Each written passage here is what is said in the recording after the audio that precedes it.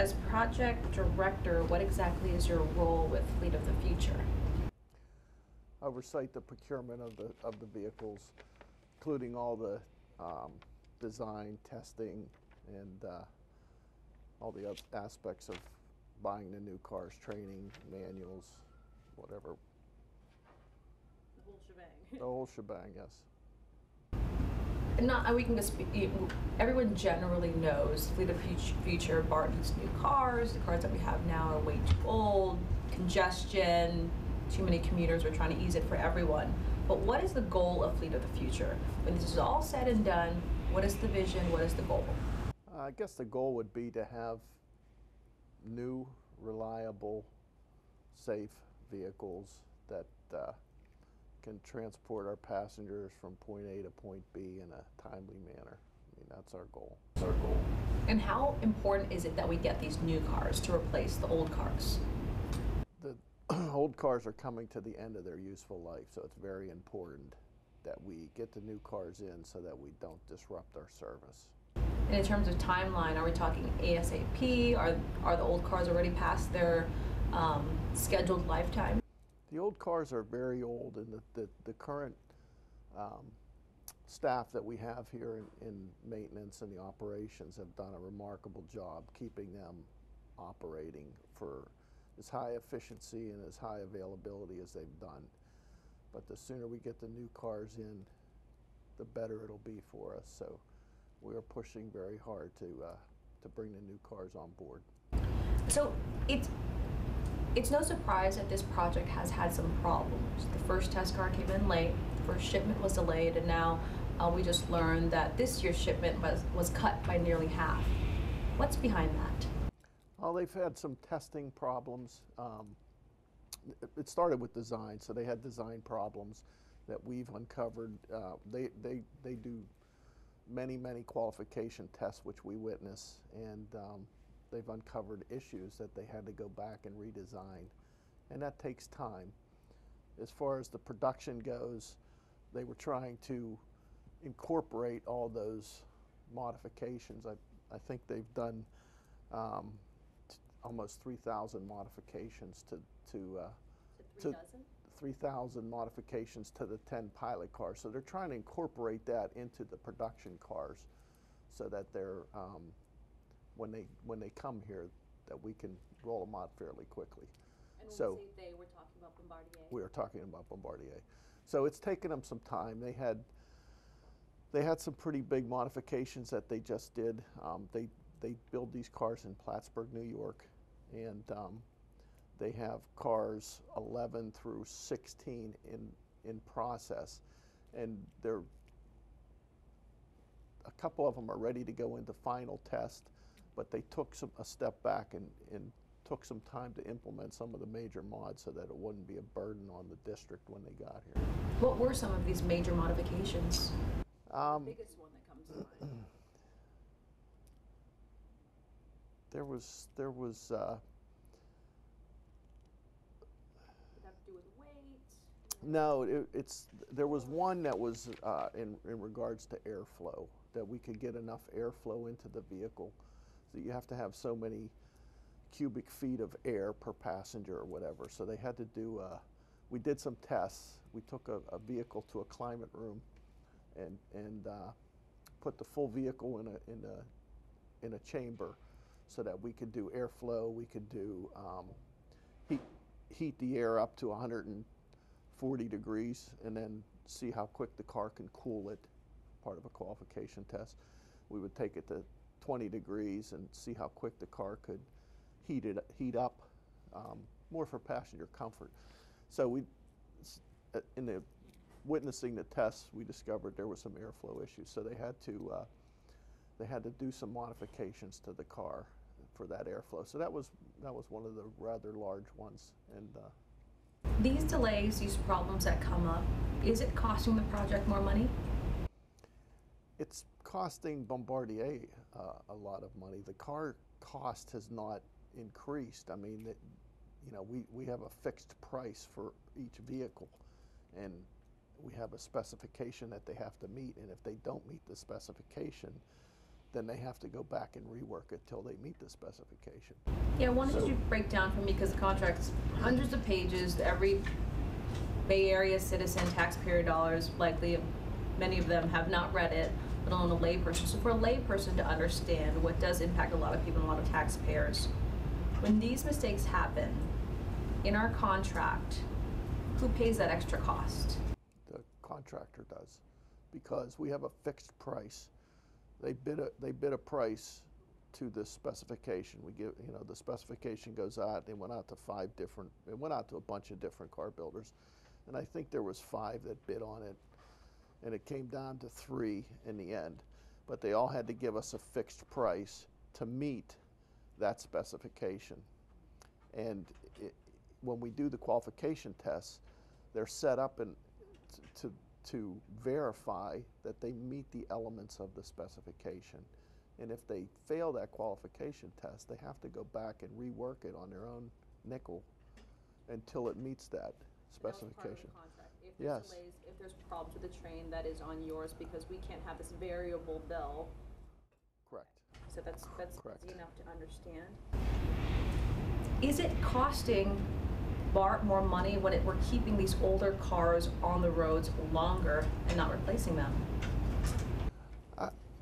That's difficult for me to answer. I mean, it's certainly, I mean, we have the same team in place, and when we bring in the new cars, it's not like we're gonna, lay off a bunch of people. We're not. We're still gonna use the crew that we have, the folks that we have here, to move over and start working on the new cars. So we're already training them. We're doing maintenance demonstrations to to all the different shops. We're doing them here in Hayward, but they send people down from each of the shops. So we're doing maintenance demonstrations. And then as we roll out the fleet, they'll be responsible for any troubleshooting. If there's an enunciation or something that shows that there's an issue with the car, they'll do the troubleshooting, and they'll do the preventative maintenance on the car. So There's a transition. there's a transition, so that's a difficult question for me to answer. I mean, my question kind of goes more to these old cars. Are they breaking down more because they're staying on the tracks longer? I think the team has come to recognize the different warning signs and have been able to do a lot of preventative measures and preventative things to keep the cars running. You So- said if you're able to replace the cars as soon as possible, that's option 1, though. Yes, I mean, first of all, the old cars are tired. They're just getting to the end of their life, and we don't want to push the envelope more than we have to. We don't want to have to start having major breakdowns and problems like that. We want to be able to smoothly transition into the new cars, not disrupt our service, and have it be invisible to our passengers. Great. When can the public expect the full delivery of these new cars? All 775. All 775. Right now, they're targeted for, I think it's first quarter of 2022. Bombardier is putting a plan together to try and bring it back to mid-2021. So they're trying to increase their production. They're looking at that.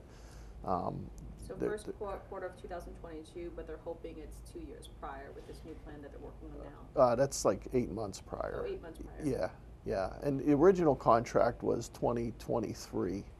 It was, they were on a 10 car per month delivery. Bombardier several years ago pitched an idea to us to go to 16 a month, so that would bring it into 2021.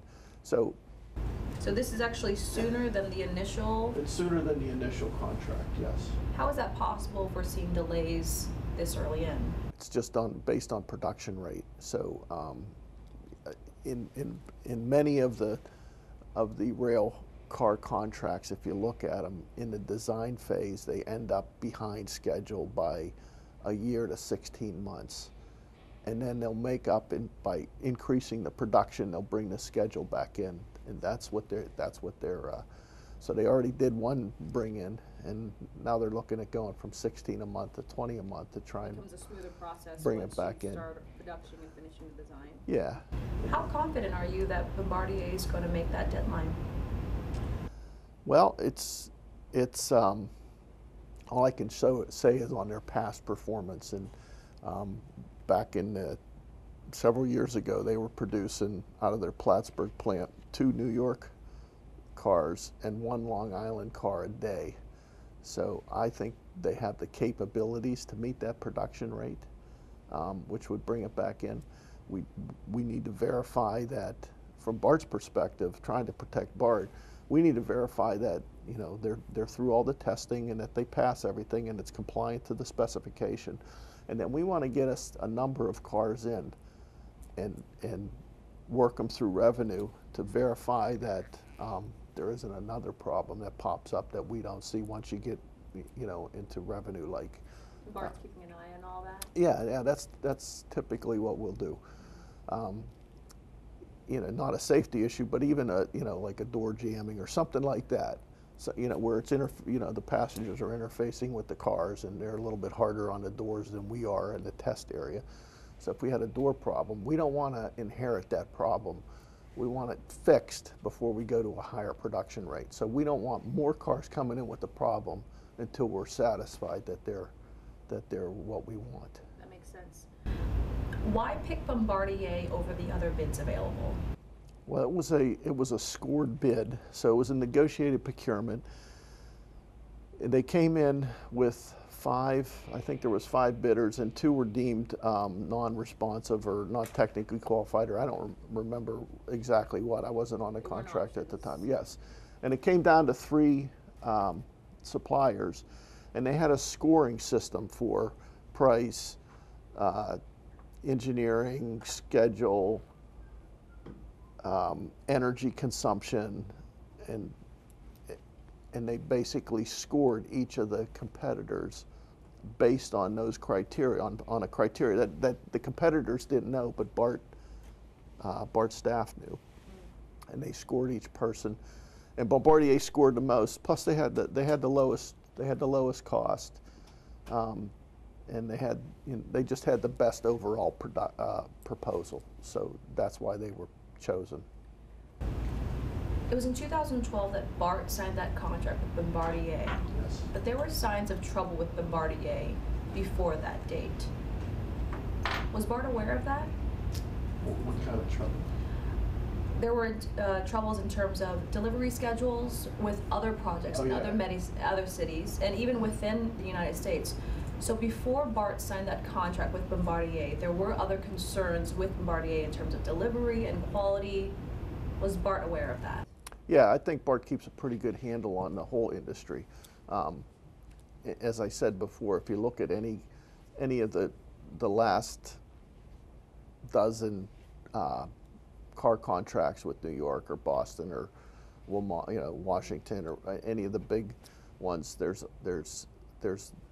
been issues or delays to start out with, and that's from all the different car builders, not just Bombardier. But we still keep an eye on the industry to verify, you know, what's happening. So why still pick Bombardier if they had problems that BART was aware of at that time? I don't think they had any bigger problems than any of the other car builders. I mean, it's, you know, whenever you buy a car, you know, whether it's for BART or for New York or for Washington Metro or Boston, you can't take a New York spec and hand it over for a BART car. It's totally different. It's from the wheel gauge to the voltage of the line voltage to the size of the car to the weight. Everything is new. So you have to build it up from ground zero, and it takes time. And it's, you know, you put 200 or 300 engineers on a project, and then you have to integrate all their different ideas in it's just going to be complicated. It's very There's complicated. Going to be steps forward and steps back. Yeah, I'll give you an example. Like on these cars, 93,000 feet of cable and wiring on one car. So that's about 16 miles of wiring and cabling, connecting all the different subsystems. And you have to get all that right. There's so 9 system controllers, 30 microprocessors, and 180 different software packages. So it's not an easy we're going to get it right project. on the first try kind of thing. Yeah, it's not an easy project, and I'm not making excuses for them, but I'm, you know, because their job is to get it right. But I'm just trying to explain there's some complexity in there. Sure. So understood that with a project of this magnitude, there's going to be complications, there's going to be send it back and let's work on it. But even a quick search right now, there appears to be major issues with Bombardier and other major cities and even internationally. Bombardier and Toronto have lawsuits against each other. MTA just recently banned Bombardier from a big project that they're working on. In hindsight, with this information, do you think Bombardier was still the right pick? It's hard for me to judge that. I mean, because that's based on, you know, just a guess. Do those things concern you, though? Absolutely. I mean, I know that they're having problems, but it's hard for me to say they weren't the right supplier, because I don't know what problems we would have had with one of the other 2 suppliers. I just don't know what problems we would have had. You know, BART has been through this with 3 other car builders, and each one of them brought their share of issues that we had to resolve, and that they had to resolve with our oversight. So it's hard for me to answer that question, but yeah, it does concern us. And I totally understand. I guess it's hard to hindsight, you know, it's 2020, but now with the facts or the information we have now, and since you're the project director and looking forward, I want to gear some of my questions towards that of what are we doing now. Okay. And so some of the cases or some of the situations, some of the issues that I just brought up in terms of what's happening in Toronto, what's happening in New York, a quick search just this morning, trade disputes between Bombardier and Boeing, a corruption probe in Sweden, heavy competition, major companies are going to them because they're not trusting Bombardier anymore. With all this going on, are you concerned BART's project here will be further delayed? I don't think so. Not from those issues. You know, when BART did the rehab, there was it started out with, I believe it was AEG, and then they were bought out by ABB, and it was made into AdTrans. And then they were bought out by Bombardier, and it was a Bombardier project. But from the project level, none of the people changed. You know, it was more the top management changed, and the project just kept marching along, because when you know, with a merger like that, you still have to execute the project if you want to be in business, because once you stop on a project, nobody else will touch you. So I still think that they're going to do their best. Yeah, they're still moving along. They're still putting a lot of energy into it. They're still trying to get back on schedule. Yes. But with some of these bigger problems, you said you are concerned. Yeah, I mean, obviously we watch them very closely. What are you concerned about with billions of taxpayer dollars on the line and these big problems that are in the public? What are you concerned about? Well, the main thing I'm concerned about is getting these cars right. I'm not so much concerned with the probes and the scandals over in Europe. I'm concerned about getting these cars right, getting them tested, and getting them into production. And you know, watching the other things happen is more of a just want to make sure that we know what's going on, but my focus is on this project. But you can't ignore them, right? It's all the same company. Are you able to just not address those, not consider those issues? Well, none of those have had a direct effect on the project. So from my perspective, I am able to you know, kind of put them to the side and you know, just watch them and understand them, or at least know what's going on from the news articles or whatever. But you know, even their project people, they don't. That's out of their realm. They don't know what's happening with that. What are your opinions of Bombardier's performance so far on this project? Well, it's not been good. I mean, on the design phase, let's be honest with you, we're behind schedule. So the design has not been where we needed it to be. Do I think they're going to get there? Yeah, I think they'll get there. But we needed cars in service several months ago. So not happy about that. But that's who we got. We've been working with them for 5 years. We need to make sure the cars are right, and we need to get them in service. And there's no sense in complaining, just or worrying about it. Let's figure out what we have to get done, and let's get it done. What are the options? What are the options that BART? How am I wording this? What kind of recourse does BART have if things continue to go south with Bombardier?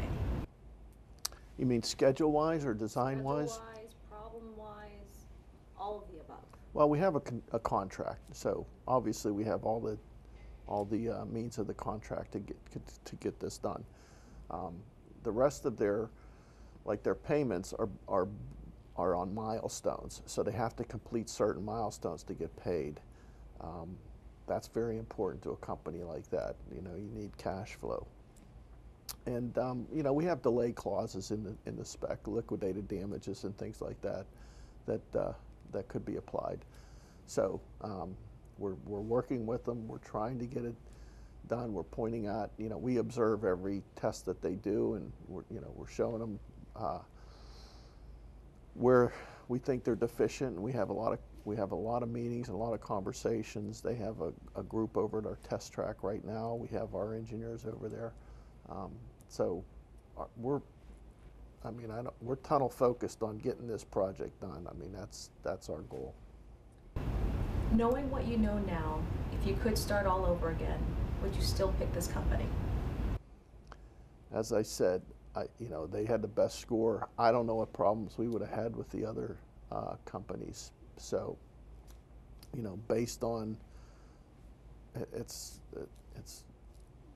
just subjective for me to even say anything other than they had the best score, and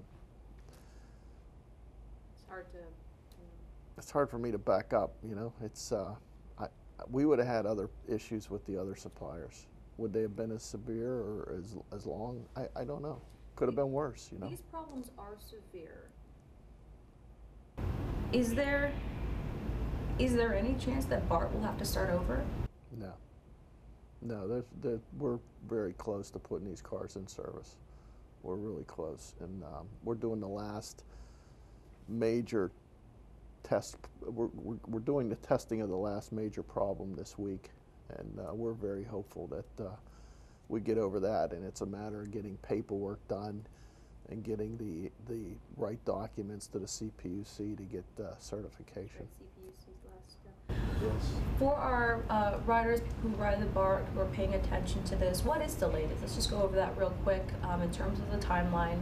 What's happening right now? What's next? What's the current situation look like right now with this project? Okay. As I said, we're doing our last major test. We had a couple tests to do this week, and we completed one yesterday or last night. That was a very interesting one. We had to run a 10-car train for 4 hours from Hayward to Daly City and back, and that was successful.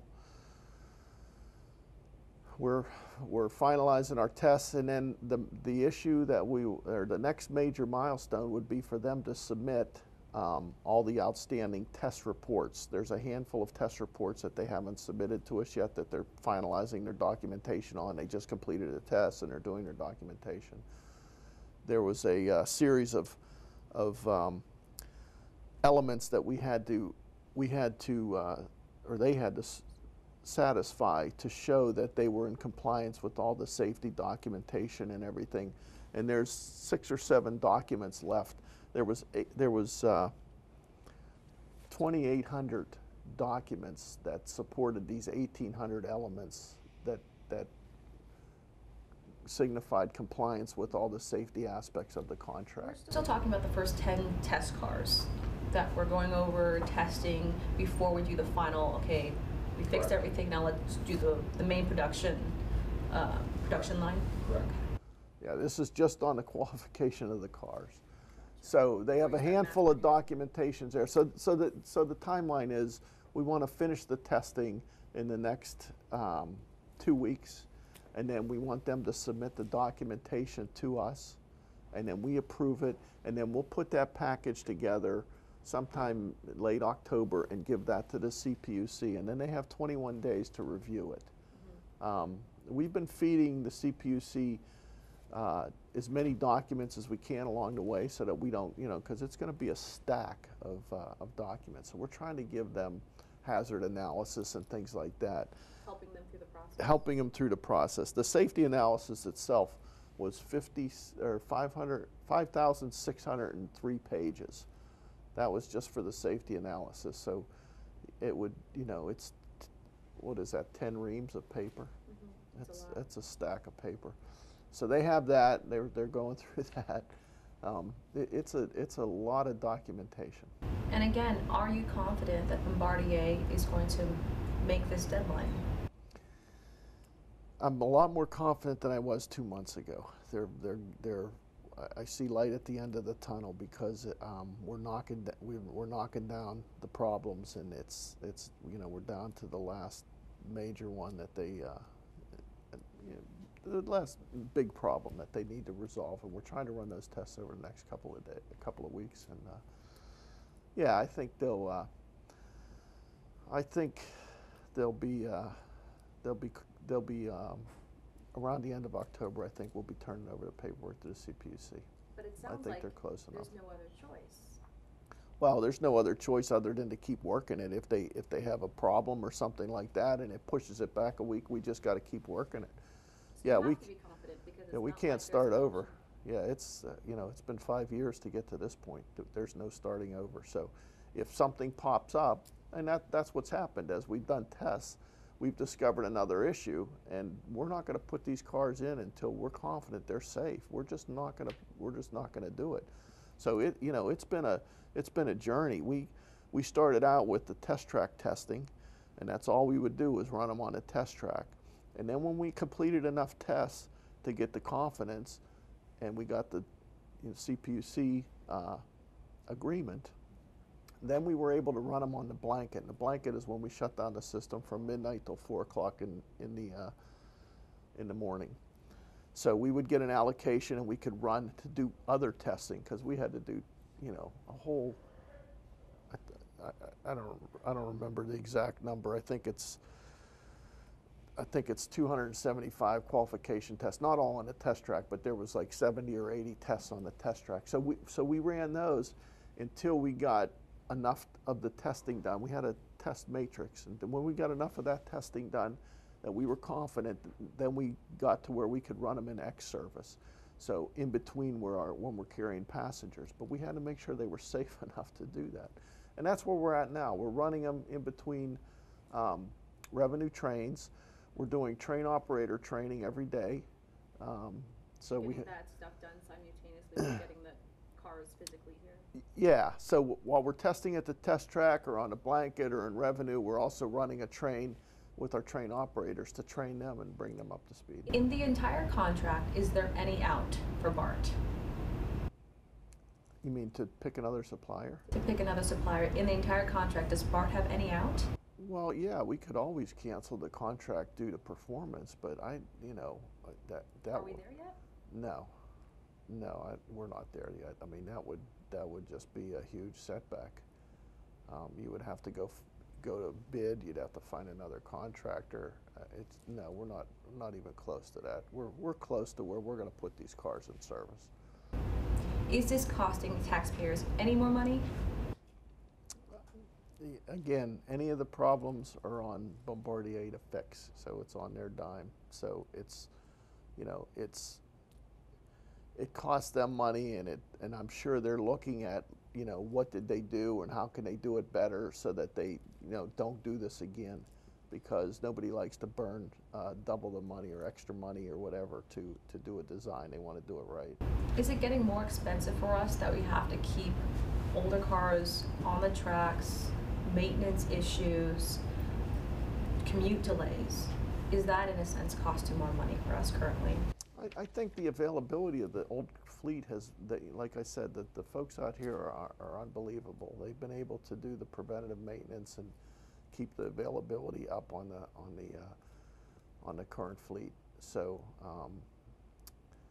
I just don't want them to push them up against the wall. We want to get them some new cars to alleviate that. You want to get it done fast, but get it done right. It has to be done right. Absolutely, that's the #1 goal.